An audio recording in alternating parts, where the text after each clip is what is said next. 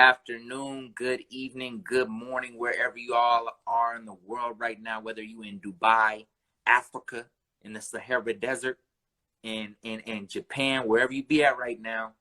Good morning, good afternoon, good evening to you. This is the Culture Talks podcast. And today, as I tell you guys every week, we finna bring a dope guest on the podcast next week. And I ain't lied to y'all yet. I haven't lied to y'all yet. So today, we have a special guest, and I'm going to go ahead and let him introduce himself to y'all. Go ahead, my brother. My name is Kahleigh Lucas, a.k.a. Kahleigh Comedy from Kansas City, Missouri. And like I said, the true motherfuckers from Kansas City pronounce it Kansas City. We don't pronounce the SAS. That's if a motherfucker tell you they from Kansas City, they not really from here. They're from the outskirts. But I'm from Kansas City, Missouri, home of the Super Bowl champion Kansas City Chiefs. But I'm a Packers fan, so let's not get that confused. Yeah, that's going to be the beginning of our conversation today. Please tell me why you are a Packers fan. Where'd that come from, man? My grandpa, man. My grandpa. I spent a lot of time with my grandpa as a kid, and he really fucked with the Packers. And I remember the first time really sitting down watching them and watching the game with him. They played the Super Bowl against the Patriots.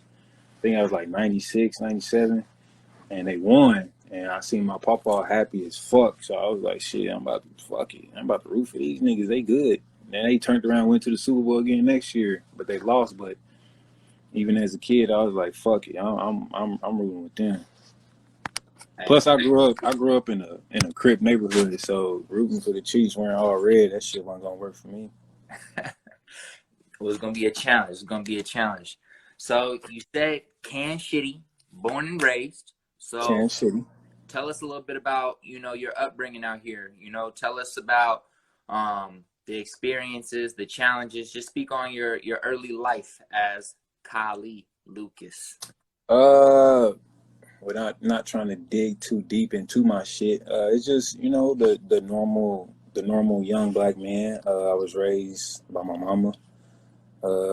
My daddy was in the picture, but he fagged off and did shit like a lot of the black men back in the day. So I was raised by my mama. Inner city kid.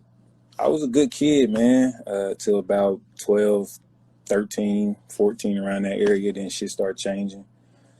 I did start getting in trouble with the law and shit.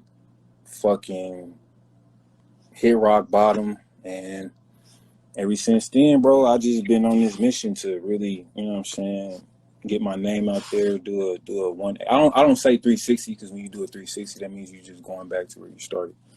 So doing a 180 and basically just changing this shit up, man. Trying to really leave something to my son, for real, before they, for the higher ups, take me up out this motherfucker. Love it. I love it.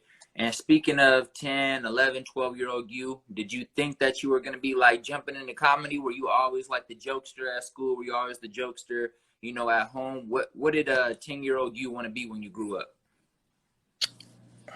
Shit, what the fuck? It's so crazy. All right, here's a story. And my mama told, I really don't even remember this shit. She said it was a family reunion. And they brought all the little kids up and shit.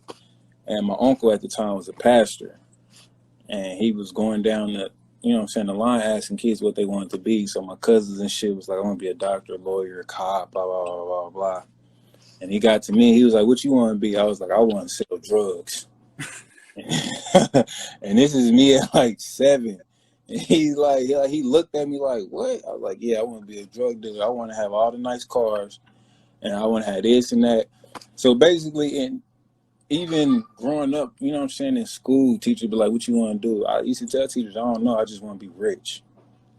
And he's like, well, what you going to do to get rich? I don't fucking know. I just know I want to be rich. Bro, every job I had, I done got fired from that motherfucker. Every job I had. Like, I'm not a job type person. So I've always been a comedian. Like, I've always been funny, but it didn't really switch until my barber. I started taking it serious about 3 years ago when my barber was putting on a comedy show. He was like, somebody dropped out. You want to do comedy? I was like, yep. He was like, can you host it? Yep. He was like, man, this show is probably like 300 people. Is that gonna be cool? Yup. I went out there. I got on stage. Man, that energy I felt getting on stage, I was like, I want this feeling forever. Mm-hmm. And ever since then, I've been on a mission to do it. I got my name out there. 2020 was supposed to be my year to travel, do stand up, but COVID hit, and it basically switched me into doing videos. So people see me doing videos and be like, man, you should do stand up. And I'm like, that's actually what the fuck I do. But COVID has me doing, I hate doing videos. Like, that's really not my lane. But in order to stay relevant and make sure my name stay popping, then, you know what I'm saying, I got to do what I got to do. Facts. And I want to double back to you talking about when you got offered the opportunity to, you know, step in because somebody stepped out of the comedy show. What do you think it was that allowed you to feel so confident in just saying, yep, I can do that. I can do that. Are you that type of person in general? Like anytime somebody's like about action, you ready to go? Yeah, I'm fucked up. I'm fucked up. Like I'm a Gemini, bro. I really have two sides. I got Kush and I got Kahleigh. But as I got older, like motherfuckers just kind of merged into one person. So a lot of the times, man, I've never been a follower. If you tell me something and I like it, I'm with it, 100%. Even if it's one of the homies and he telling me something where I possibly could lose something in the process. But if your reasoning is good enough for me, I'm fucking with it.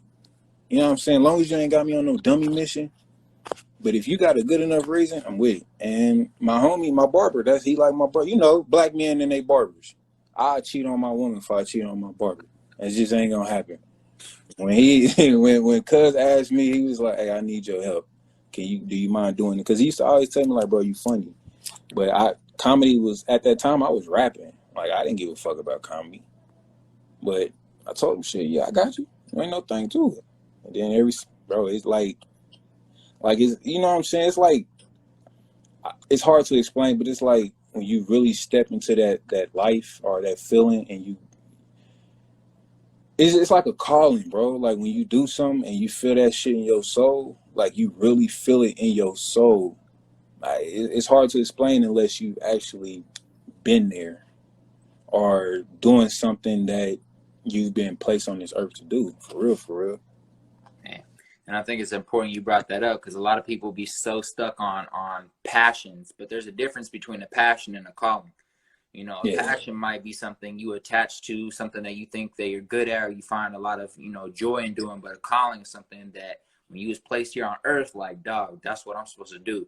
And This like, is what I'm supposed to do. you tap into that, it's a different type of feeling.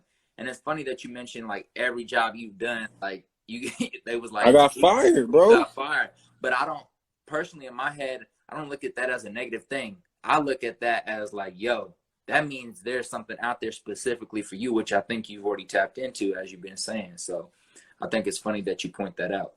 Bro, the job that I have now, I've been fired twice. But you still But it's a union job, so they just bring a nigga back. But I knew right then and there, but like I have a great ass job and I still just be doing what the fuck ever because in my mind I know it's something bigger for me than this. Like, and even it's crazy because everybody be like, what do you put in your 401k? I don't put shit in that 401k because in my head I feel like me adding to that 401k is me putting in the future that I plan on being here. And that's not what the fuck I plan on doing. I'm here to get this check. I'm gonna do this 80 hours, give me my check so I get the fuck up out of here so I can fund what I really want to do on the side. I love that. That's so it. So double back to January 2020, man. We're about to come up on 2021, but double back to January 2020. What were your plans for this year before you had to pivot?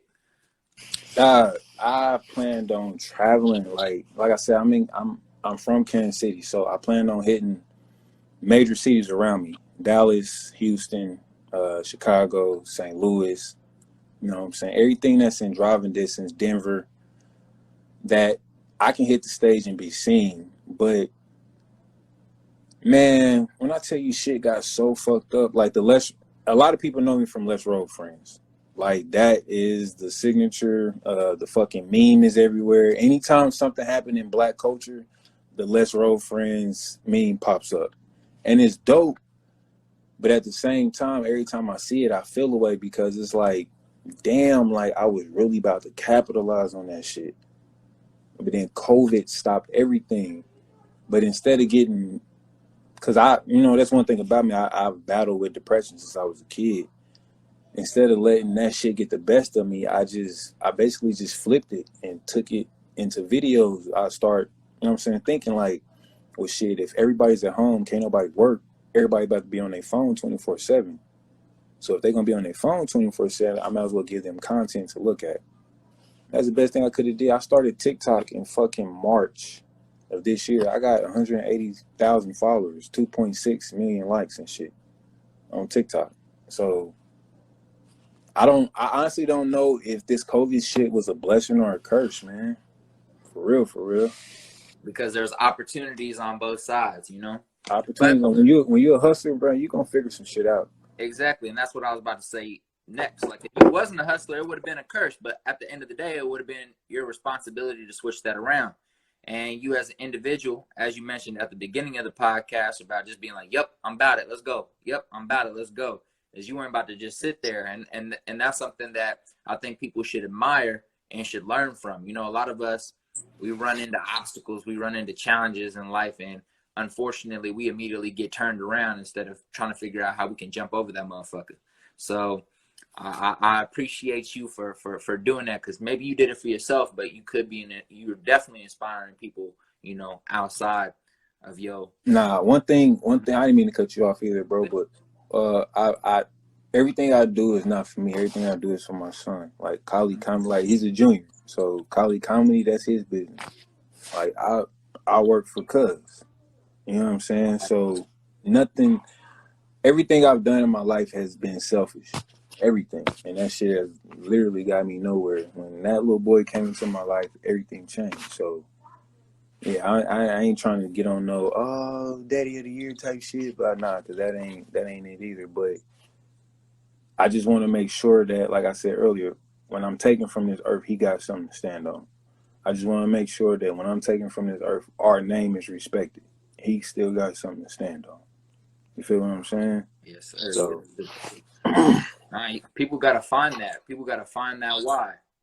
You know what I'm saying? And you got that's that. You got that. But man, so a lot of people, like forget COVID ever happened, right? okay. A lot of people leave Kansas City to find success, especially in the creative scene. So comedy, drawing, videography, hip hop, all things in the world of art and creativity. People tend to leave their small town to go to LA or New York to pursue it.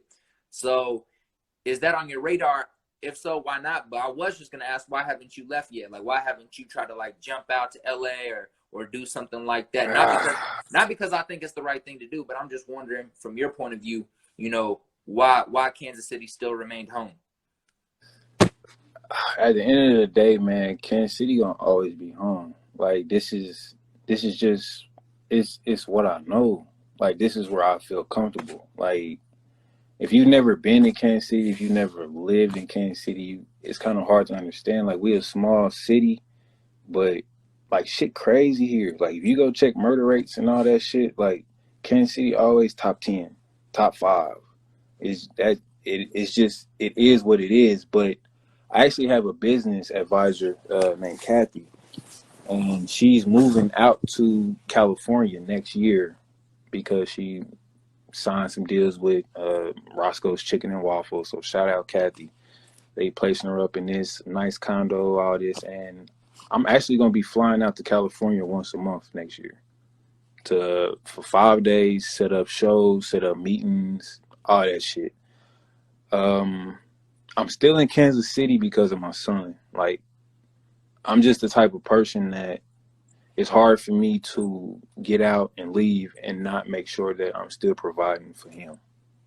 You know what I'm saying? I don't have the understanding baby mother or co-parent, or I should say. So if I was to just up and leave and chase a dream, man, I never hear the end of it. So I be working my ass off trying to save money just to make sure that he's straight or he gonna be good. You know what I'm saying? So I can do what I gotta do so I can get up out of here and chase a dream or chase a bag, whatever the fuck these kids are saying nowadays.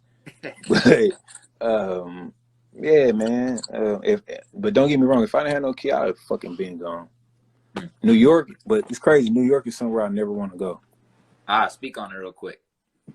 I just don't know, man. New York just Kansas City's, like I said, it's a small town. We consider Southern.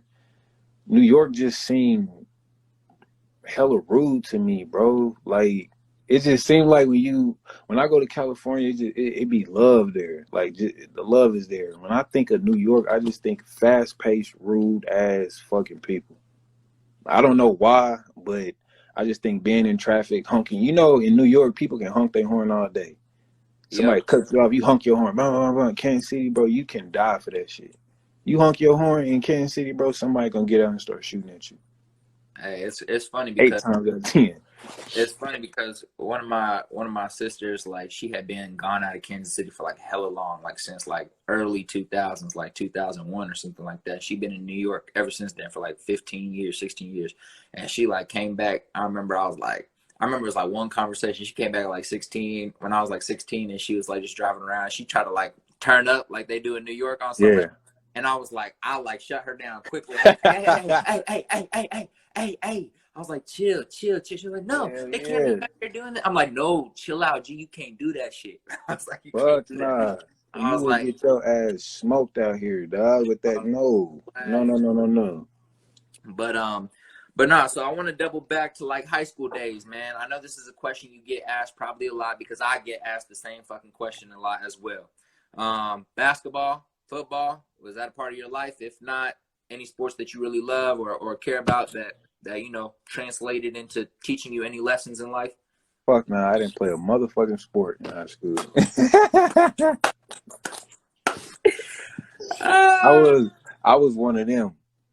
I was one of them. But you know what's so crazy, bro? Even though like I was athletic as fuck. Like I was, you know what I'm saying, a little hood nigga. Like I could play basketball, football, soccer, baseball, all that shit.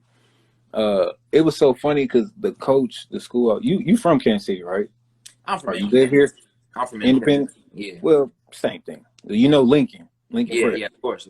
So I went to Lincoln Prep from ninth grade to 11th grade. I got kicked out because I had weed and shit. Mm-hmm. But I was in high school and we was playing basketball in gym and the coach seen me and was like, man, rest in peace, Coach Jackson.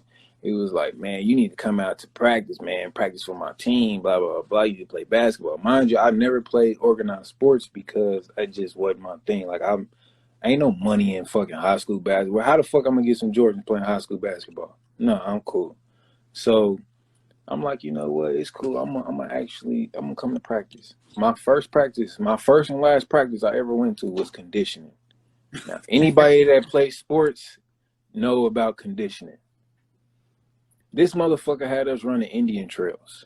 Now, Mm-mm. what Indian trails is, if y'all don't know, say you got 15 people. You run a lap, the person in the back catches up they run to the front, you run another lap. The person in the back, and you just keep going. When I say the coach left and came back like 45 minutes later and looked at us and was like, you motherfuckers is still running? Like we were supposed to stop? Bro, I stopped right then and there, walked to the bleachers, grabbed my shit, walked out that gym, and never went the fuck back. Oh no, that's Never that. went the fuck back. Yeah, that's borderline disrespectful. That's some Coach Carter bullshit, Man, I ain't got time for that shit. man. No, so what I did in high school, I sold weed and I had a job.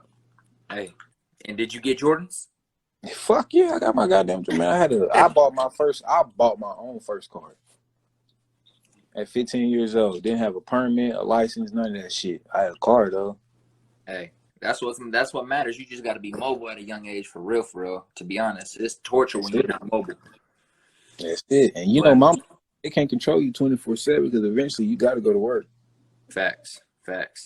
So what was what was like fun for you? What were things you were doing like from not don't even think about high school, but just like throughout life in Kansas City? Like if somebody was to come to Kansas City and they was about to be like, yo, Kahleigh, what am I supposed to do? Like to have fun. What you gonna tell them? Like, am I saying this? But you got different stages of me though, man. You got the young me, and then you got me now. So I which want one? I want to hear you now. What are you gonna tell people now at this age? Don't even bring your ass here. Fuck. Don't bring your ass here. Have fun and do what? Don't. No. It ain't. No. No. This ain't Kansas City, man. Man, listen. No. Don't. If you're not from here, don't even bring your ass here. But if you are from here, just there's really not shit to do in Kansas City, man. And I can't stress this shit enough. It's that, and that's probably the reason why the crime rate is so high. There's nothing to do here. We got Westport. Westport is racist. They really don't want black people there.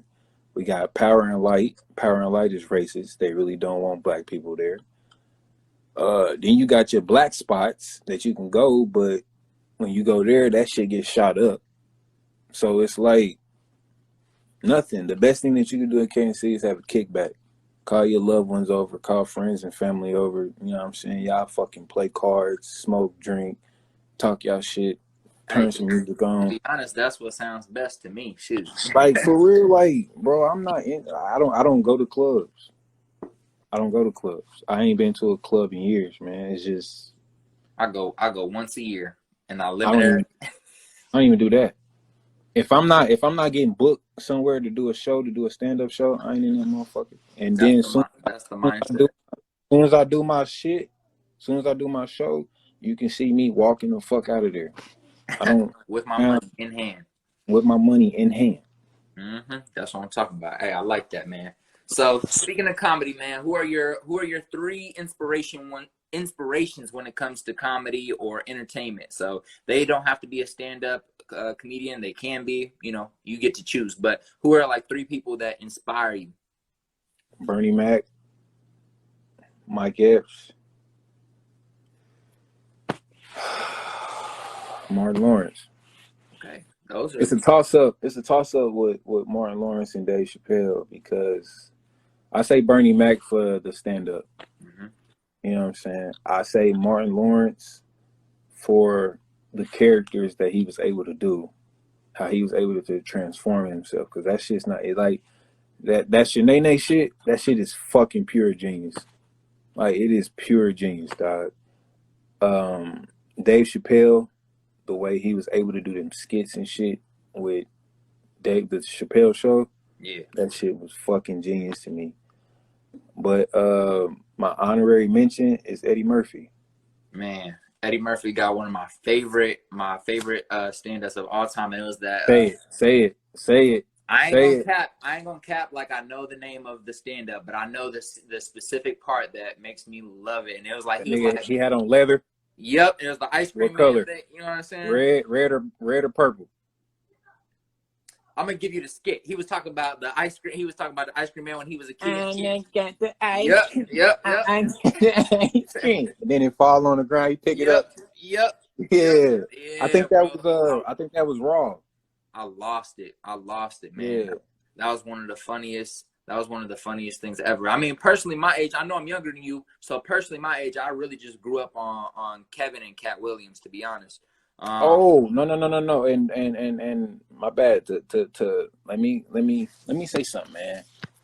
I see a lot of people disrespecting Kevin Hart nowadays. And they disrespecting my boy on some he ain't funny. At the end of the day, comedy is funny when it's relatable. When you can relate to some shit, it's funny. So if you don't think Kevin Hart funny no more, it's because he's in a different bag now that you can't relate to. And it's okay. Like, it's okay. But the shit that he was talking about at Laugh at My Pain, all his old shit, it was funny because we could relate to that. Now he talking rich nigga shit. Mm-hmm. It's hard to relate to rich nigga shit because we're not rich. But me as a comedian, it's still funny because I see the way he manipulated it and transformed it into a stand-up. Cat Williams gonna always be that nigga because he's solid. He a street nigga. Like, he ain't going for none of the Hollywood antics, none of that shit. He funny. Mike Epps funny because he like the uncle, bro. He like that your favorite fucking uncle that you can go kick it.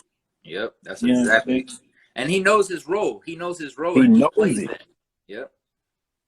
Yep. Oh, but yeah. But that Eddie Murphy Raw, Eddie Murphy, I think Delirious or Delusional. One of Yeah. them. Delirious. I think it's Delirious.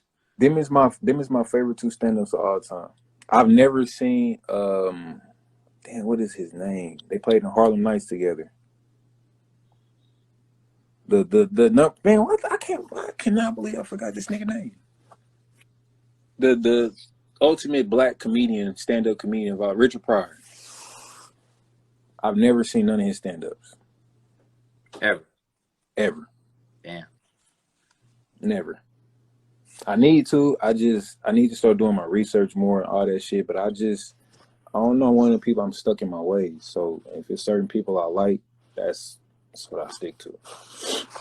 Understandable. So tell me a little bit about how you told us about, how you started making videos. You're not really into the video shit, but COVID hit and you were like, nah, I'm not about to stay down. I ain't about to stay down. I'm about to find a way to come up and finesse and pivot. So we know why you started making the videos, but where did the legendary "Let's roll, friends" come from? I know the video, but like, how'd you come up with that in that moment? Has that been something that's just been in your vocabulary and your language for mad years before the video? Like, talk a little bit about where it came from. Yeah, actually, that's something me and my homies say. We've been saying this shit, you know what I'm saying, from back in the day. Like, hey, friend, what's going on, friend? Let's go, friend, or something like that. But that "Let's roll, friends," that was all improv. Like, none of that shit was written down. We did that shit in one take. Like, my homie was in the front seat recording, and I just went. And we stopped it. We played it back. Everybody looked at it. We watched it. Everybody was like, nah, we should do it over. After everybody said we should do it over, I was like, nah, we gonna keep it. Because at the end of the day, like I said, when I'm doing videos and shit, I also have to think I'm not doing this shit for me. I'm doing this for other people. I'm my biggest critic. So you leave that shit up to me, I never put nothing out. Right. That's why now I do shit and I put it out. But at the same time, I'm conscious of what I'm doing because like I said, I'm trying to be relatable to, you know what I'm saying? I wouldn't call myself a street nigga. I'm a hood nigga. Like, I was born and raised in the hood. That was the environment that I seen. That's that environment that I thrived in. So I tried to be relatable to that. You know what I'm saying? In the sense of everybody can be like, that's a real nigga. It's funny because I've been through that situation. It's funny because I've seen it. So even my stand-ups and all that, people be like, because I don't write jokes down. So when I get up there, I just be going. Everybody be like, how the fuck do you do that? 9 times out of 10, this shit really happened. Either it's happened to me, it's happened to a homie, you know what I'm saying? It's happened to my mama, it's happened to a neighbor. I just got a fucked up mind that where I could take a situation and turn it into something funny. But that's it for real.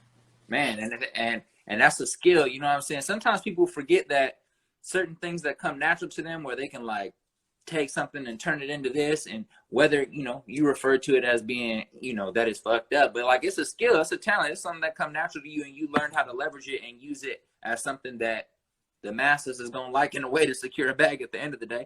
And then Absolutely. shit, so for me, I'll be looking at things like that where people are like, I don't know, I just do this thing and it's kind of weird. I'm like, well, that thing that you do that's kind of weird could probably Get you put your some money. family up, right? Hell yeah. So Hell yeah. get to it, right, man. But can you touch on the creation of some of your characters like Hillbilly Willie, or like when you play God? I like when you play God. I mean, I'm a super godly person, so technically I don't like when you play God, but I do like when you play God. So speak on creating those two. Hillbilly Willie came from some hot shit. It came from some hot shit sitting at the gas station on Snapchat, going through the filters, and I seen the filter, and I seen a tooth, and it just came like I said, I got a fucked up mind. So when I see something that I'm inspired by, it just happened. And that's where that came from, and that took off like, and it's so crazy because the street niggas love Hillbilly Willie. Like, I think Hillbilly Willie corny as fuck, but the street niggas be like, nah, cuz I need more Hillbilly Willie. Like that shit funny as fuck. Who you said the Yeah, guy did.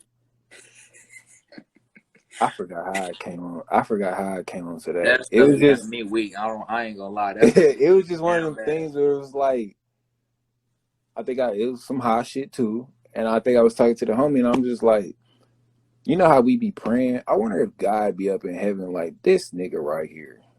So so it just came like when we was talking, I was like, I'm about to go home and do a skit, like from God's point of view. And it just that shit right there just took off. Even Prisoner Tay the felon. That's really my homie named Tay that was in the feds. Like he called me asking for some money. And it was funny because he called me asking for some money, but he talking to his celly on some money shit.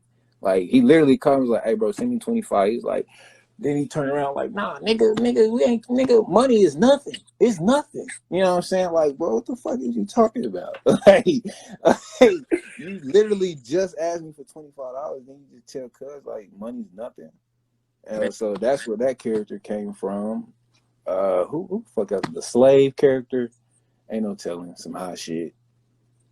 but Everything be I, some hot shit, yeah, bro. but I love how I mean you mentioned that's how you move anyways, but I love how you relate something back to something that's like real life. That's something that really happened or something that really touches close to you. Because I feel like when you do that, you're like playing to your strengths as being an authentic human being. Like Nipsey Hussle said, you know, always remain authentic and you're gonna win. You know what I'm saying? So like I love how you take everything back to something that's true to your life, true to yourself, and then you flip it into, you know, again, your talent, your skill, which is turning something into comedy. But it's a real story. It's real life. Hey, So Nipsey Hussle.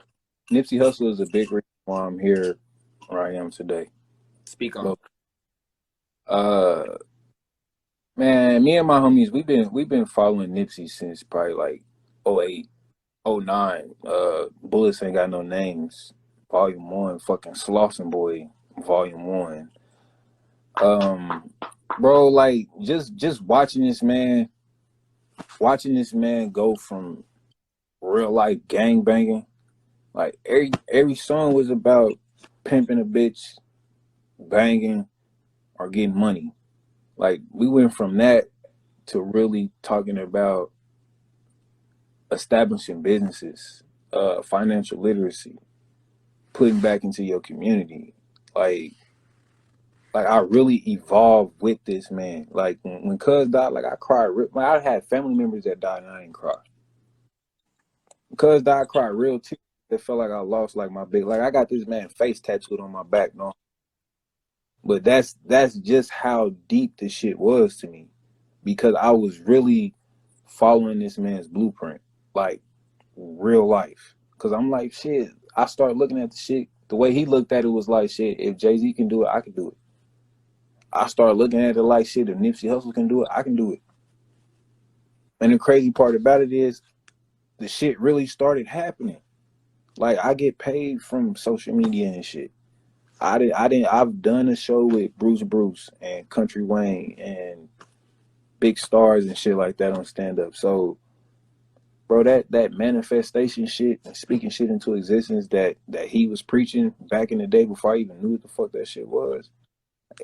Everything everything comes full circle eventually. So shout out Nip, SIP Nip, like yeah, that motherfucker right there, that man's the truth, man. I love it. I love it.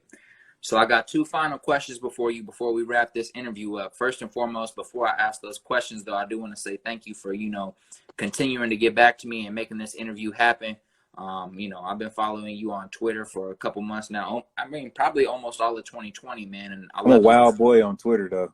Hey, I know, but I like it though because I love when people can just be themselves. You know, like you keep it 100, you keep it raw, you keep it real, but then also you'll see you say something that's quote unquote wild, but that's Yeah, just you being you. But then you'll also share some real shit about you being you. You know, whether it's about financial literacy, whether it's about one of my questions. So I love the rawness, the authenticity that you put out there, and it's consistent. You don't ever see like a switch of fake shit. And although I'm all about like, you know, and I'm sure you are too. I ain't coming for you nothing, but although I'm all about peace and prosperity, I love how you just be like, look, I say what I want because you know who gonna press me, and if you press me, I'm gonna come with it. So it's like, you know, it's just as long as you authentic and you respect yourself, that's all that matters. And I see you do that, so I can respect it. Um, appreciate that, brother. but so my question is, man, there was a tweet recently that you tweeted that could be seen as controversial, and the tweet, I don't remember exactly what it was, but I'm gonna just kind of go. Basically, you were saying like you always gonna value your lady or trust your lady or rock with your lady over you know like your man's or like some nigga or something, you know, am I saying it correct? Do Man, you remember what I'm this talking shit about? ain't, man, ain't shit about this controversial. What's controversial? To males. That's what I'm saying. To some males be on some weird shit about like. So go ahead, speak on it though. I really just want you to speak on Ain't it. shit, man. Listen, ain't at the end of the day, ain't shit controversial about that, bro. Listen, go through some real shit. Go through some real shit. Go broke. That man, that's the best thing I can say. Go broke. Go broke and see what your homies do and see what your woman do. Go to jail. See what your homies do and see what your woman do. Go through depression. Go through depression and see. When I was going through depression and I was telling my homies, the homies was like, "Hey, you acting like a bitch, bro. Yeah, man, you acting like a bitch, bro. Like, you ain't, bro." A woman gonna be like, get counseling, go get help. What I'm gonna try to do is I'm gonna look for some counselors that's around here that you could talk to. I'm gonna do this. I'm gonna do that. You know what I'm saying? I'm gonna blah blah blah blah, bro. Like at the end of the day, don't get me wrong. Like I got friends and I got my brothers. Like I love my brothers to death, but even my brothers don't come before my woman. Like that shit weird to me. Any grown ass man that put men before his woman, like that shit is mad ass weird to me. Like that's some shit I will never fucking Right. understand. Even I don't even understand how men get up every day and go hang with men all day long. Nigga, if we ain't getting fucking money, I don't want to be in your fucking face, bro. For what? You got a dick like I got a dick. What I want to look at you all day for? We want to sit around and play 2K all day, motherfucker. I could be at home and see my woman walk around in panties and bra and play 2K, and I could play with your ass online. I'm not fucking no, nah. Nah. I'm good. That's a great point, and I think that I can't wait for more men to realize that. That's why I wanted you to speak on it because you know there's certain people who people will listen to, and certain people who people won't listen to. So I kind of wanted you to speak on it because it's like, man, when men actually realize that, of course they got to come across a good woman, of course, but still, when someone realizes that, they whole shit gonna switch, and I feel you 100%. I agree with everything you just said. So you know, Okay, now I look let me forward say to you this though. posting a little bit more about that, so you can put some people in check. Let me say this. Let me say this though. Bros before hoes, absolutely, absolutely. Like, girl, fuck you. Bros before my woman, not a snowball's chance in hell. There we go. Never. There we go. Never. And that's how we clipping it. That's how we clipping it. Hey, look. Final question. Actual final question. Final question. Make it some that's a head scratcher. I'm like, damn. I got you. I got you. It's your last day on Earth. It's your last day Mm. on Earth. You live to 174. I'm sure you don't want to live that long, but say you did. Fucking Rihanna. Fucking Rihanna. So Fucking Rihanna. you live until 174 years Fucking old. Rihanna. Fucking Rihanna. You ain't even ready. I'm about to switch the whole energy up of the question. Boom. All right, come on. All your comedy, all of your Twitter posts, any books you wrote, all of it's gone. It has to leave Earth Mm. with you. Your great grandkids are sitting right in front of your feet, and you got to tell them how to live life. You got to give them one piece of advice on how to live life. What you gonna tell them. Get money, fuck bitches, and love life, nigga, because you only get one. For damn sure you gonna leave this motherfucker. And just like that.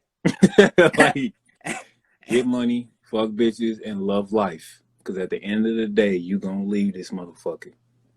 And just like that, man. Don't be around here being a yes man. No, you do what's right. That's in your heart. You do what you feel that's right. Because that's at the end of the day, bro.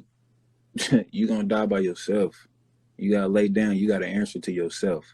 So all that motherfuckers running around trying to please people and nah. You make sure you right with yourself first. You get right with yourself first, and then you can go out and do right by others. A bar. Listen, thank you for your time today. Thank you for your words. Thank you for your comedy. Thank you for the man. People so often forget how important laughing is to human life. Like, bro, don't ever I'm not saying you do, but don't ever undervalue what you do right now, bro, because it's way more than just a laugh. It's way more than just saying something funny, bro. You're touching people's hearts. You're picking up their energy. You're changing people's state of mind that they're in when they see your content, bro. So keep rocking with it. Keep going. Like, it's for your son, but you also doing shit for the world, bro. So keep hustling. I appreciate your time and energy, and everyone that tapped in the IG live today, we appreciate you. Y'all all came from his page, so I appreciate the love. I appreciate the love. Y'all make sure y'all go follow my mans too, man. Like, hey, I ain't gonna lie to you, bro. I've done a few podcasts. This is pretty legit, bro. Like, keep doing your thing, man. I'm gonna have to come back on once I get on and famous, bro. Hey, this is my word too. I'm gonna get on, I'm gonna be famous, and I'm gonna do an interview with you so we can get you on. So you can start interviewing other motherfuckers that's famous. I appreciate that. All day long. I appreciate that. All right. Well, listen, ladies and gentlemen, thank you for tapping in. My God, thank you for tapping in. This is the Culture Talks podcast, and we are out. Salud. Peace. Love. Y'all be safe, man. Yes, sir.